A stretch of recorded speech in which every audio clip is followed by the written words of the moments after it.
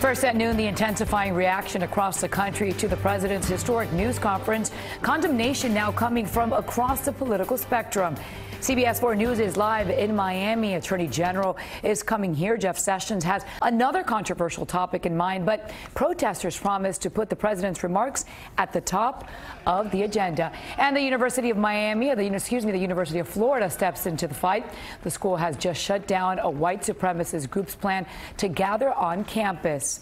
Good afternoon. The president's words have touched a raw nerve in American society that even top military leaders have felt compelled to break with protocol and make political statements. We have a lot to talk about. Our team coverage begins live in New York outside Trump Tower with Brook, Silva-Braga. Brook?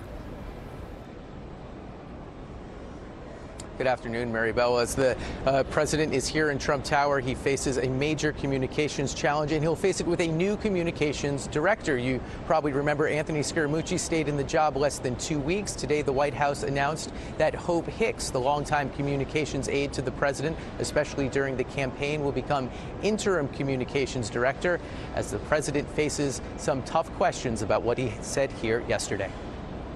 Excuse me. President Trump is facing bipartisan criticism after he appeared sympathetic toward the white nationalist groups that clashed with counter-demonstrators during a rally in Virginia last weekend. Not all of those people were neo-Nazis, believe me. Not all of those people were white supremacists. Yesterday, during a press conference meant to announce infrastructure plans, Mr. Trump doubled down on his earlier comments, blaming both sides for the violence.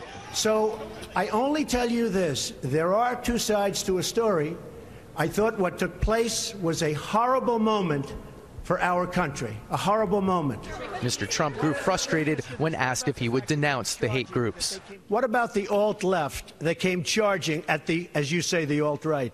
Do they have any semblance of guilt?